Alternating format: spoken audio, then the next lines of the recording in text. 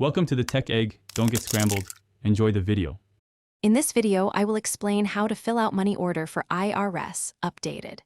Start by writing your name exactly as on the Form 1099 payee line. Enter the IRS or recipient name as shown. Put your address. Write the correct dollar amount in numbers and words. Sign where required, and keep the receipt stub for proof. Always use black ink and double-check numbers before sending to avoid delays. Let's walk through each field on the money order so you feel confident before mailing to the IRS. Fill in the payer name exactly as on tax documents. Write the IRS address or payee in the pay to line, enter the amount in numbers and words, sign your name, and date the form. Keep your receipt and record the money order number for tracking and future reference if questions arise.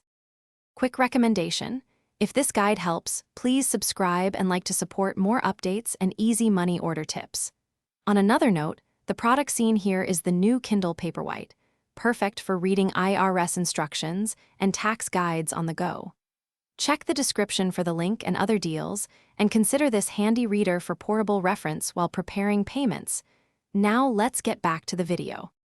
Avoid common mistakes that can delay IRS processing and cost you time. Do not leave the payee blank or use nicknames.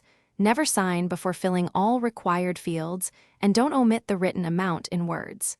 Use legible black ink, double-check digits and addresses, and keep a clear copy of the receipt. If you make an error, obtain a replacement money order rather than attempting to alter it for safety. Thanks for watching. Consider subscribing if I helped unscramble your problems.